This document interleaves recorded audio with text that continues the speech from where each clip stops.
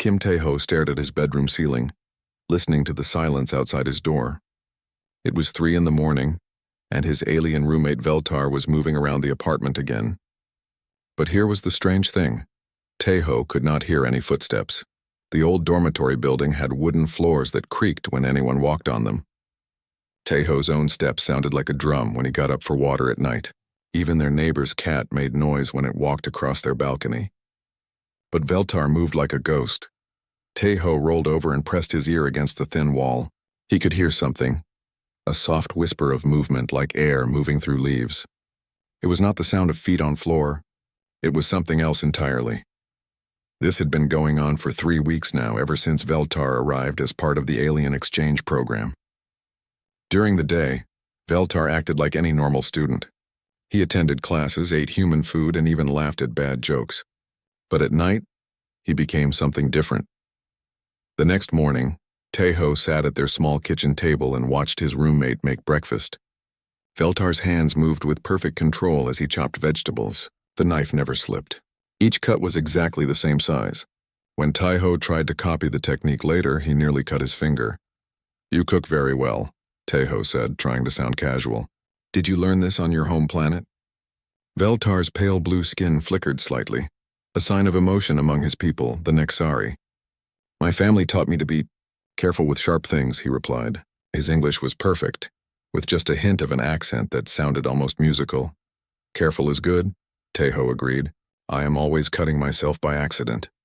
"Accidents happen when the mind is not focused," Veltar said. He caught a falling piece of vegetable without even looking down. His hand moved faster than Tae-ho's eyes could follow. That afternoon, Tae-ho decided to test something. He was studying in the main room when he heard footsteps in the hallway outside. Heavy boots. Probably their neighbor Mr. Park coming home from work. But before Mr. Park even reached their door, Veltar was already moving toward the entrance. "Someone is coming," Veltar said. "How do you know?" Tae-ho asked.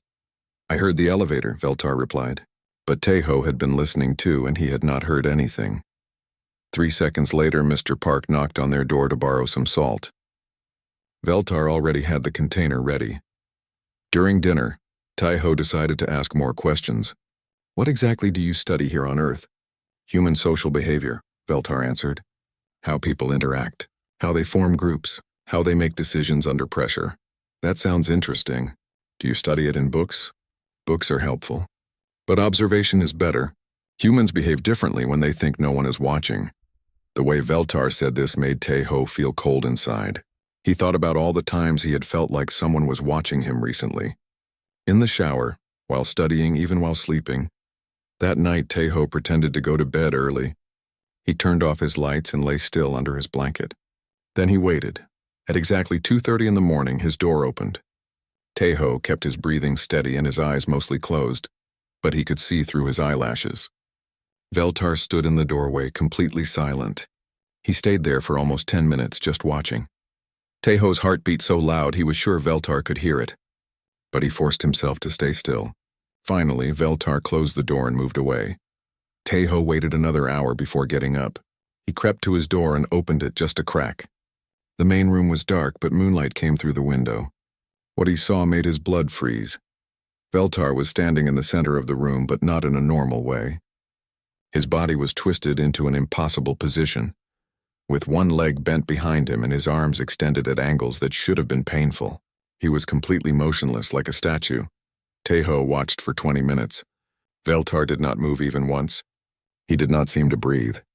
The only sign of life was the occasional flicker of his skin color. Then, without warning, Veltar flowed into a different position. There was no transition. One moment he was in the first pose, the next he was crouched low with his hands on the floor. The movement was smooth and fast, like water pouring from one container to another. Tae-ho jerked back and accidentally bumped his door. The tiny sound seemed loud in the silence. Immediately, Veltar's head turned toward Tae-ho's room. Even in the darkness, Tae-ho could see his roommate's large eyes glowing faintly. For a long moment, neither of them moved. Then Veltar straightened up and walked normally toward his own bedroom. This time, his feet made the expected creaking sounds on the wooden floor. The next morning, Veltar acted as if nothing had happened. He made breakfast, talked about his classes, and even asked Tae-ho for help with a homework assignment about human emotions. I am having trouble understanding the concept of fear, Veltar said. Humans seem to be afraid of many things that cannot hurt them. Like what? Tejo asked. Dark places. Being alone. Unknown sounds at night. Veltar's skin flickered. Do you experience fear often? Tejo looked at his roommate's innocent expression. Sometimes, he said carefully. Fear keeps humans safe. It tells us when something might be dangerous. Interesting. And what do humans do when they are afraid? We try to understand what is scaring us. Knowledge makes fear go away. Knowledge, Veltar repeated. Yes, that makes sense. That afternoon, Tejo went to the library and checked out books about the Nexari species. The official information said they were peaceful explorers who wanted to learn about other cultures. They had been traveling through space for thousands of years, making friends with different planets. But as Tejo read more, he found some details that bothered him. The Nexari had perfect physical control and could survive in many different environments. They were described as natural adapters who could blend into any society. One paragraph made him stop reading entirely. Nexari individuals can remain motionless for extended periods as a form of meditation. This ability likely evolved as a hunting technique on their homeworld. Hunting technique. That evening, Tejo started a small notebook. He wrote down everything he had observed about Veltar. The silent movements, the perfect reflexes, the strange poses at night, the way he always seemed to know things before they happened. He also wrote down his questions. Why did an alien who studied social behavior need to practice what looked like combat moves? Why did he watch Tejo sleep? And most importantly, what was he really doing on Earth? Over the next few days, Tejo noticed more things. Veltar never seemed surprised by anything. When the fire alarm went off during a drill, he moved toward the exit before the sound even started. When a drunk student tried to pick a fight in the hallway, Veltar positioned himself perfectly to intervene without seeming to pay attention. During their conversations, Veltar asked detailed questions about human weaknesses. What made people panic? How did they react to isolation? What were the most effective ways to control large groups? Tejo began to realize that his friendly alien roommate was not studying human culture. He was studying human vulnerabilities, and Tejo was quite possibly in very serious danger. Tejo stared at his notebook, filled with observations about Veltar's strange behavior. He needed help, but he could not go to the university authorities. What would he say? That his alien roommate moved too quietly? That seemed crazy even to him. Instead, he decided to call his friend Park So-jin. She was studying computer science and had a talent for finding information that other people wanted to keep hidden. If anyone could help him investigate Veltar, it was her. They met at a coffee shop near campus. So-jin arrived with her laptop bag and a curious expression on her round face. She was small but confident, with short black hair and glasses that made her look very serious. You sounded worried on the phone, she said, sitting down across from him. What is going on? Tejo looked around to make sure no one was listening. Then he told her everything. The silent movements, the strange poses, the way Veltar seemed to know things before they happened. As he talked, So-jin's expression grew more concerned. That does sound strange, she agreed. What do you want me to do? Can you look into his background? The official records say he is just a student, but I want to know more. So-jin opened her laptop. What is his full name? Veltar Nexhi. He is from the Nexari homeworld. Her fingers moved quickly across the keyboard. The university database has basic information about all exchange students. Let me see what they have on him. After a few minutes, she frowned. This is odd. His records only go back 6 months. For someone who supposedly traveled across space to study here, that seems very recent. What do you mean? Look at this. She turned the screen toward him. Human exchange students have years of academic records, test scores, recommendation letters. But Veltar's file just appeared in the system 6 months ago. Everything about him was created at the same time. Tejo felt his stomach drop. Can you check other alien students? Good idea, So-jin typed rapidly. There are 12 alien students on campus this year. Let me look at all of them. The pattern was the same for every single alien student. Their records had all been created within the past year, with no history before that. It was as if they had not existed until they arrived on Earth. This is not normal, So-jin said quietly. Real students have messy, complicated histories. These files look like they were designed by committee. Can you dig deeper? I can try to access some restricted databases, but it will take time. In the meantime, maybe you should set up some cameras in your apartment. If he is doing strange things at night, we need proof. Taeho liked this idea. That afternoon, he bought several small cameras and hid them around the apartment. One in the main room, one in the hallway, and one pointed at his own door. He made sure they would record even in darkness. The first night, nothing unusual happened. Veltar went to bed at a normal time and stayed in his room. Taeho began to wonder if he had imagined everything, but the second night was different. At 2 a.m, the cameras captured Veltar leaving his room. For the next 3 hours, he performed what could only be described as combat training. Taeho watched the recording the next day while Veltar was in class. What he saw made his hands shake. His roommate moved through a series of fighting techniques that were both beautiful and terrifying. He practiced strikes that could break bones, holds that could stop breathing, and movements that seemed to defy the laws of physics. In one sequence, Veltar jumped from the floor to the ceiling and back down without making any sound. In another, he moved so fast that the camera could barely capture him. This was not meditation or exercise. This was preparation for violence. So Jin came over that evening to see the recordings. Her face went pale as she watched. Taeho, this is not normal alien behavior, she said. I think you need to report this to someone. Who would believe us? Maybe we should call your friend who works for the military. What was his name? Lee Dongwoo. But I have not talked to him in months. Call him anyway. This feels like something the government should know about. Dongwoo agreed to meet them the next day. He was a serious young man who had joined the military right after high school. When they showed him the videos, his expression became very grim. How long has this been going on? He asked.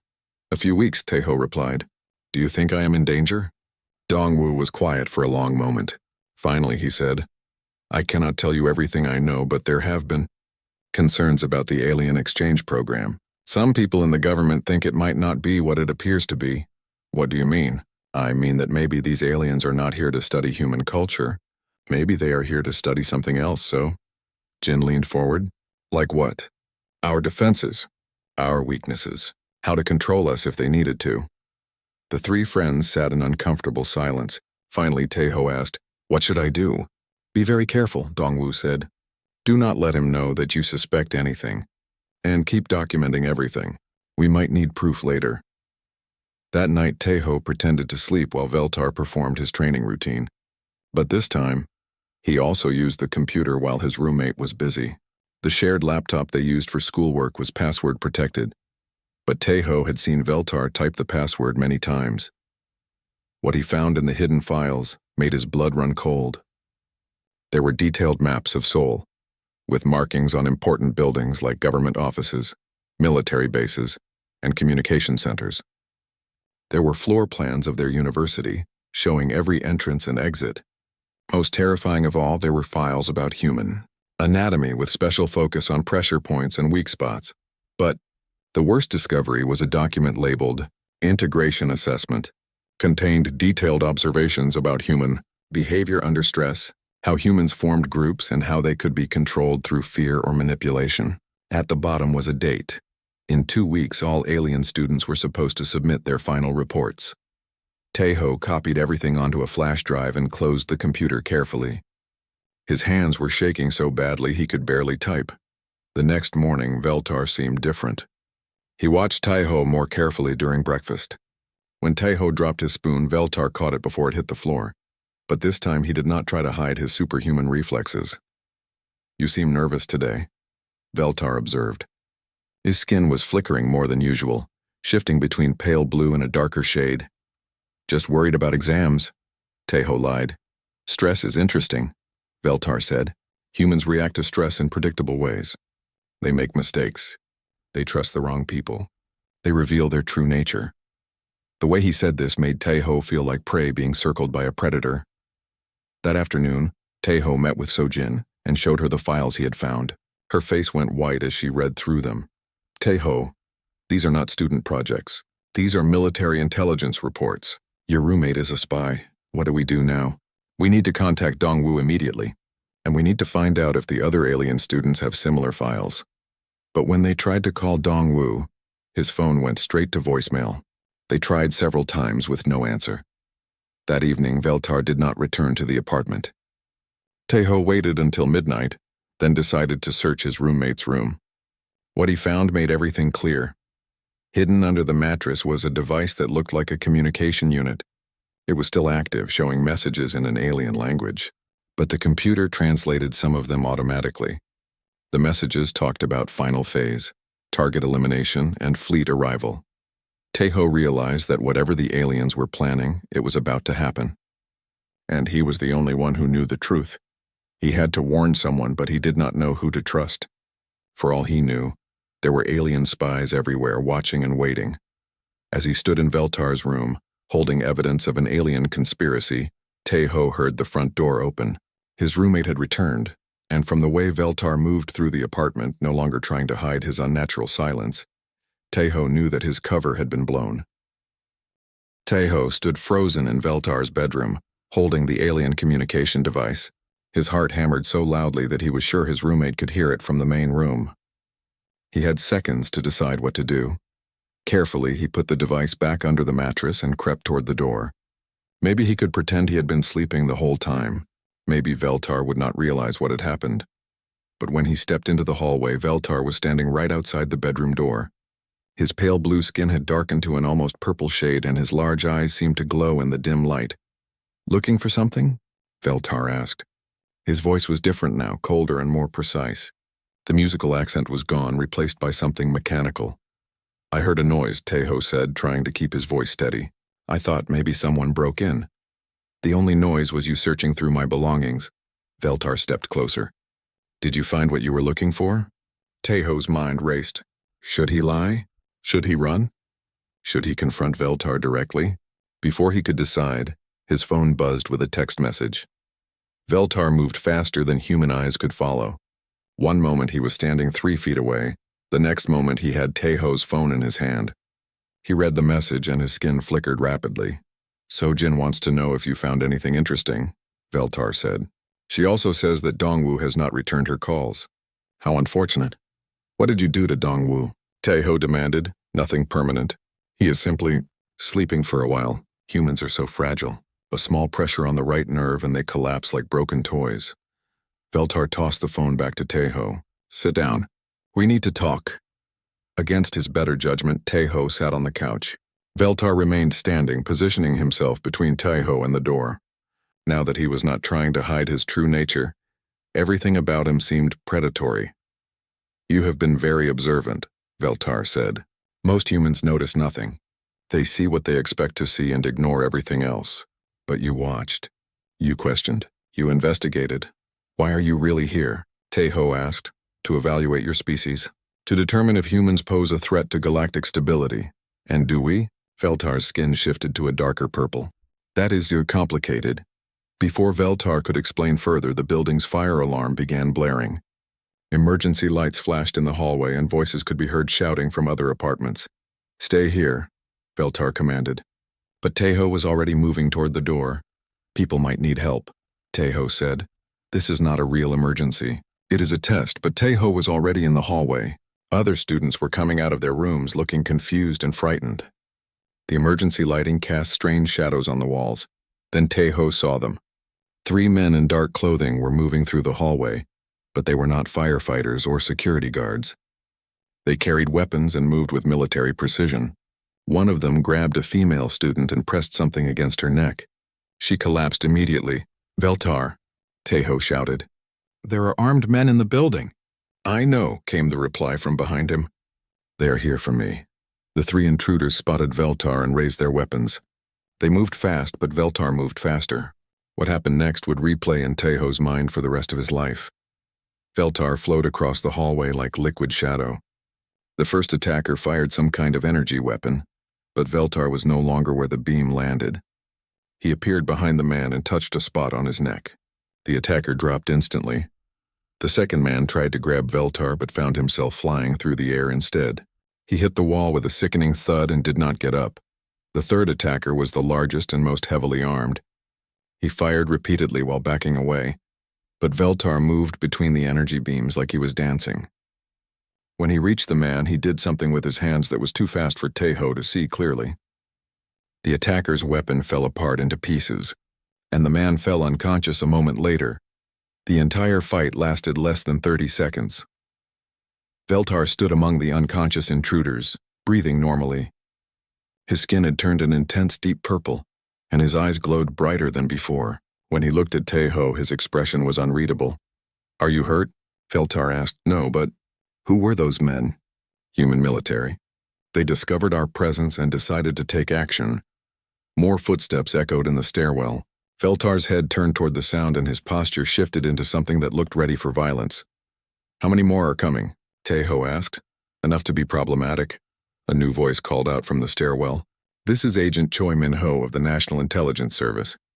The building is surrounded. Surrender peacefully and no one else will be harmed."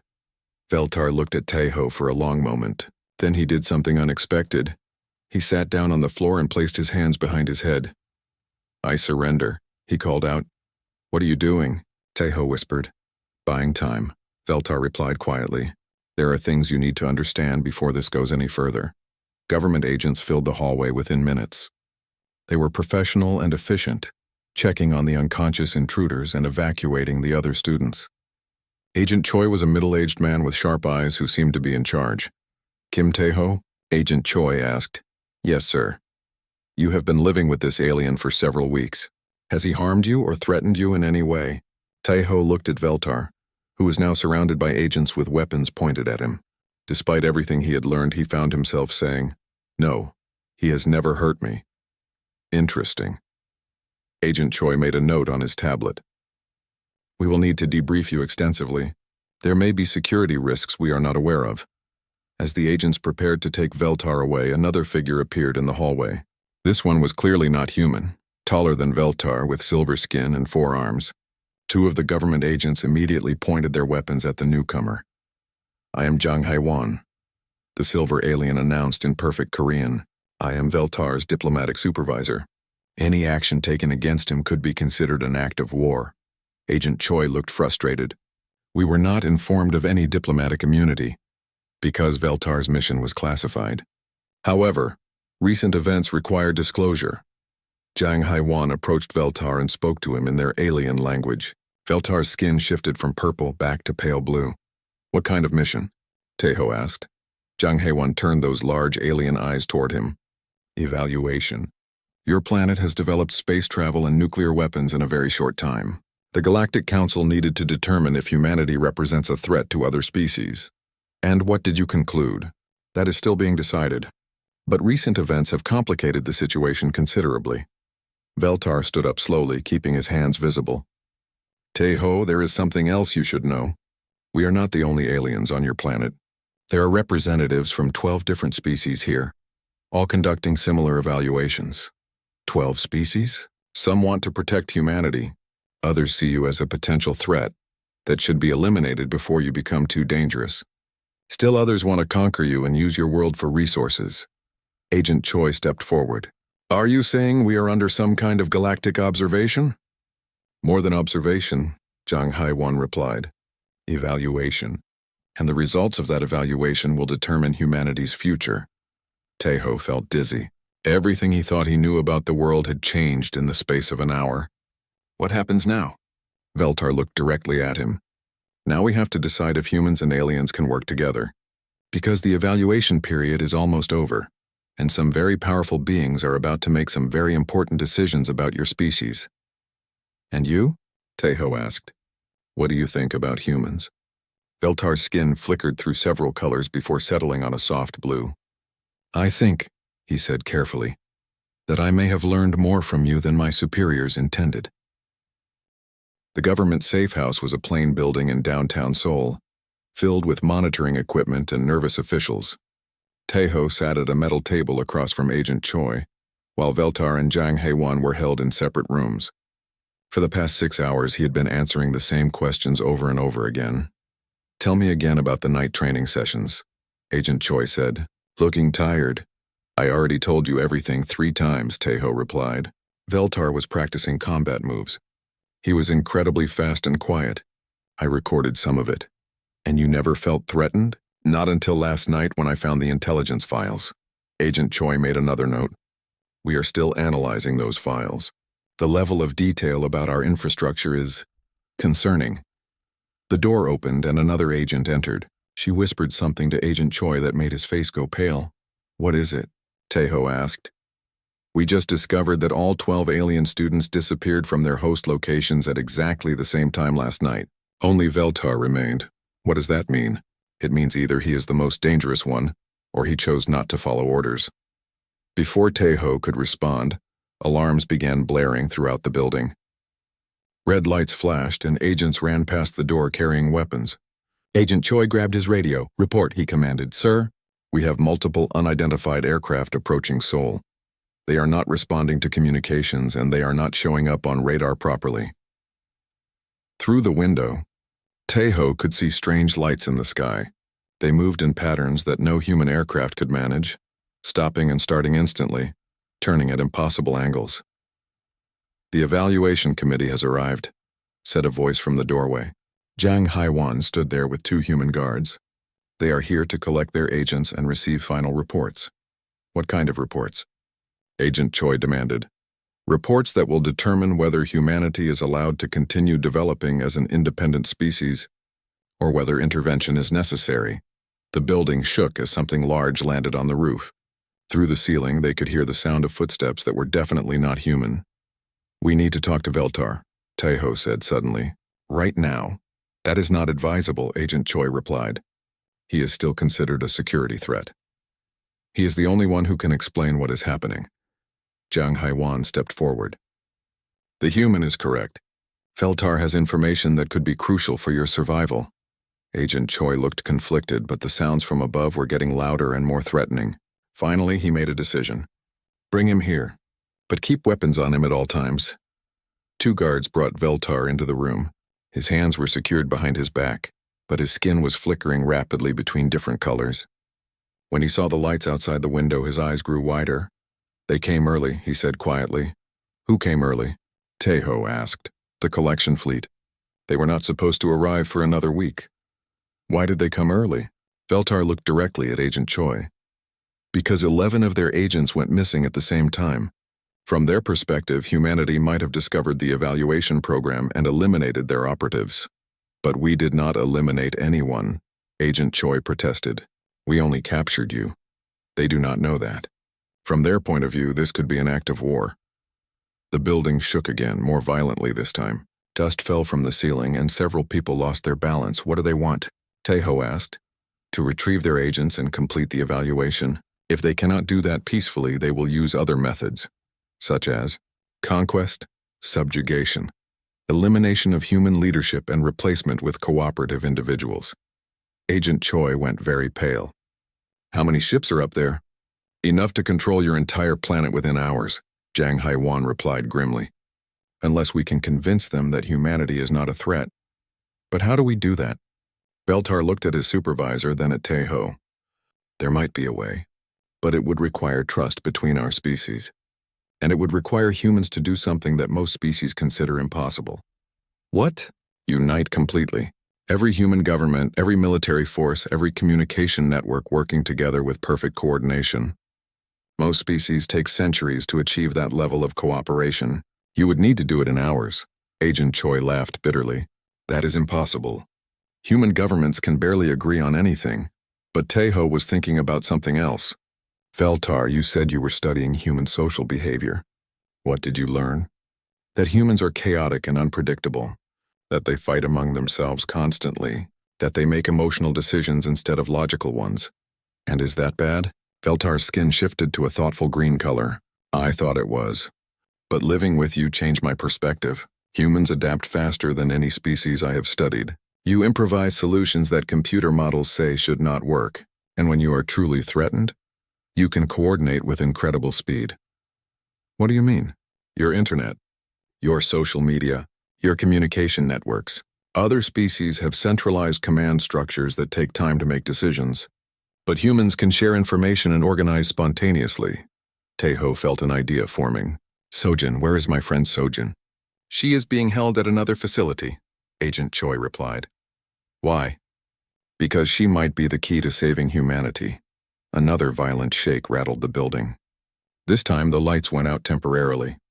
When they came back on, a new voice spoke through the building's communication system. It spoke in the same musical language that Veltar used, Zhang Haiwan translated. They are demanding the immediate return of their agents. They are giving humanity 1 hour to comply. What happens after 1 hour? Agent Choi asked. They begin phase 2 of the evaluation. Direct intervention in human affairs. Veltar spoke up. There is something else. The missing agents, they did not disappear randomly. They were extracted by their own species because they were reporting information that contradicted the expected results. What kind of information? That humanity might be worth protecting instead of controlling. Taeho stood up. Agent Choi, I need to make some phone calls. And you need to get me access to every communication network in South Korea. That is impossible. No, it is not. You have emergency protocols that allow government control of communication systems during national crises. This qualifies. Agent Choi looked at Zhang Haiwan. Is there any chance this could work? Unknown. But conventional military resistance would be futile against the fleet above us. What exactly are you planning? Agent Choi asked Taeho. To show them something they have never seen before. 12 billion humans working together as one species, not as separate countries or groups. Veltar's skin brightened to an almost white color. That would be unprecedented. Exactly. They think humans are chaotic and divided. But what if we prove them wrong? What if we showed them that human chaos is actually a form of strength? Another message came through the communications system. Zhang Haiwan looked worried as he translated. 30 minutes remaining. They are detecting military movements around the world. They interpret this as preparation for hostilities. Then we need to move fast, Taeho said. Agent Choi, do you trust me? The government agent looked at him for a long moment. Around them, the sounds of preparation for some kind of conflict grew louder. Finally, he made a decision that would change the course of human history. Yes, he said. Tell me what you need. The next 20 minutes moved faster than any in Taeho's life. Agent Choi had made the impossible happen. Every major communication network in South Korea was now under government control. Military bases around the world were being contacted. Most importantly, Sojin had been brought to the safe house with her laptop and a direct connection to the global internet. This is insane, she said as her fingers flew across the keyboard. You want me to coordinate a worldwide social media campaign in 15 minutes? Not a campaign, Taeho replied. A demonstration?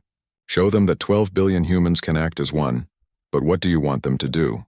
Taeho looked at Veltar, who was no longer restrained but remained under guard. What would convince the evaluation committee that humanity is worth protecting? Unity, Veltar replied immediately. Every species they approve for galactic membership demonstrates perfect coordination. But they expect this to take centuries of development. What if we could do it instantly? Impossible. No alien species, Taeho interrupted. But humans are different. We have technology that connects every person on the planet in real time. Through the window, the alien ships were visible as bright lights hovering over major cities worldwide. News reports showed similar scenes in London, New York, Tokyo, and dozens of other locations. The world was holding its breath. Agent Choi received a message through his earpiece. All world leaders are standing by for coordination. Military forces are ready but holding position. What are your instructions? Taeho took a deep breath. Tell every government to send the same message to their citizens. At exactly the same time, every human on Earth needs to do one simple thing. What? Turn on a light. Every person, every building, every device with a light. All at once. Show the aliens that humanity can coordinate perfectly when it needs to. That is your plan? Agent Choi looked doubtful. It is more than that, Sojin said, understanding immediately. If we can coordinate the lighting, we can coordinate anything. Communications, resources, defense, everything. Veltar's skin had shifted to a bright silver color. The committee will see it from orbit. If 12 billion humans can act simultaneously, they will know we are ready for galactic society. Zhang Haiwan finished. His own expression showed something that might have been hope. Sojin was already typing messages that would be translated into hundreds of languages and sent through every possible communication channel. Social media posts, emergency broadcasts, text messages, radio announcements, all carrying the same message. In exactly 5 minutes, every human on Earth will turn on every light they can reach. Streetlights, house lights, phone screens, car headlights, everything. We will show the galaxy that humanity stands united. But even as the messages went out, warning alarms sounded again. The alien ships were moving. descending closer to major population centers. They are preparing for the intervention phase, Zhang Haiwan warned. If they begin landing troops, this will become a very different situation. How long do we have? Taeho asked. Minutes, maybe less. So Jin looked up from her computer. The message is spreading faster than anything I have ever seen. People are sharing it, translating it, sending it to everyone they know. But I do not know if 5 minutes is enough time to reach everyone. It has to be, Taeho said. Outside, the alien ships had moved so low that their shadows covered entire city blocks. The fleet above Seoul was particularly close enough that individual details could be seen on the hull of the largest vessel. Agent Choi was coordinating with military forces worldwide. All units report ready. But sir, conventional weapons will not be effective against this technology. We are not fighting them, Taeho replied. We are showing them who we are. With 2 minutes remaining, reports started coming in from around the world. The message had reached every continent. Governments were broadcasting it on emergency channels. Social media platforms had made it their top priority. Even areas without internet were being reached by radio and telephone. 30 seconds, Sojin announced. Veltar moved to the window and looked up at the alien fleet. If this works, it will be the first time in galactic history that a species achieved unity without centuries of preparation. And if it does not work? Agent Choi asked. Then we fight, Taeho said simply. But at least we will have tried diplomacy first. 10 seconds, Sojin called out. Around the room, everyone held their breath. Outside, Seoul looked normal in the evening darkness. But in a few moments that would change. 5, 4, 3, 2, 1, now. Every light in Seoul blazed to life simultaneously. Streetlights, building lights, apartment windows, electronic billboards, car headlights, even the screens of millions of phones. The city went from dim evening lighting to brilliant daylight in an instant. But Seoul was not alone. Through news feeds and satellite imagery, they could see the same thing happening worldwide. London lit up like a star. New York became a beacon visible from space. Tokyo, Mumbai, Lagos, São Paulo. Every major city and millions of smaller communities all blazed with coordinated light. Even remote areas contributed. Villages with limited electricity turned on what they had. Ships at sea turned on their navigation lights. Aircraft activated every available system. From orbit, Earth would look like it was covered with a web of perfectly synchronized illumination. The effect on the alien fleet was immediate. The ships stopped descending and held position. Through the communication system, urgent conversations could be heard in multiple alien languages. Zhang Haiwan translated rapidly. They are amazed. The committee is saying that this level of coordination should not be possible for a species at humanity's development level. Are they convinced? Agent Choi asked. Unknown. They are debating. For 10 long minutes, the light stayed on and the ships remained motionless. Then, gradually, messages started coming through social media from around the world. People were not just keeping lights on. They were organizing. Neighbors were gathering in streets. Cities were coordinating additional displays. Someone in Brazil had organized a pattern of lights that spelled out peace in Portuguese. Japanese cities were creating geometric patterns visible from orbit. Humanity was not just showing unity.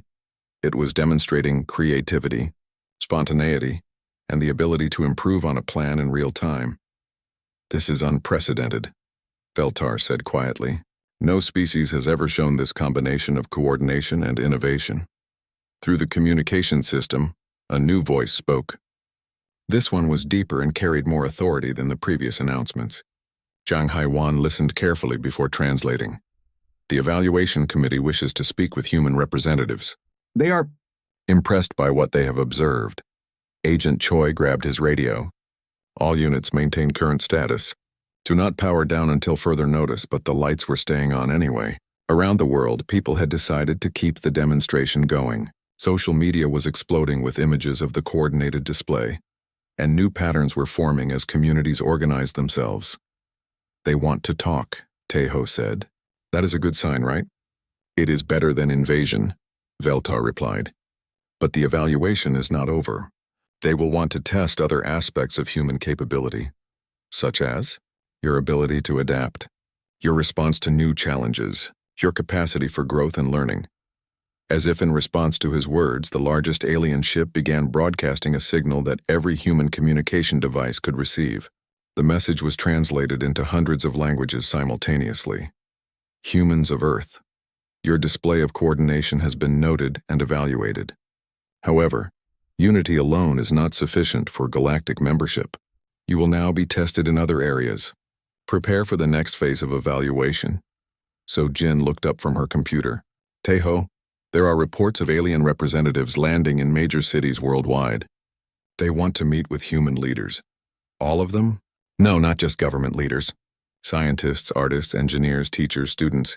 They want to meet with representatives from every aspect of human society. Agent Choi looked overwhelmed. How do we coordinate something like that? Taeho smiled for the first time in days. The same way we coordinated the lights. We let humans organize themselves, and that is exactly what happened.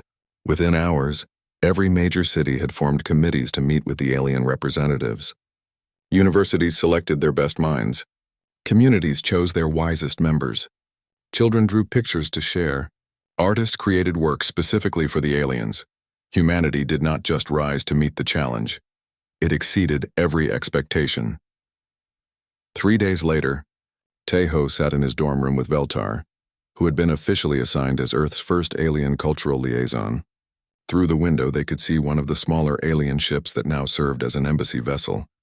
So what was the final evaluation? Taeho asked. Veltar's skin shifted through several pleased colors. Humanity has been granted provisional membership in the Galactic Council. You will have 5 years to prepare for full membership. And what convinced them? Your chaos, Veltar replied with what might have been a smile. Every other species achieves unity through rigid structure and careful planning. Humans achieve it through controlled chaos and spontaneous cooperation. The committee had never seen anything like it. What happens now? Now humans learn about the galaxy and the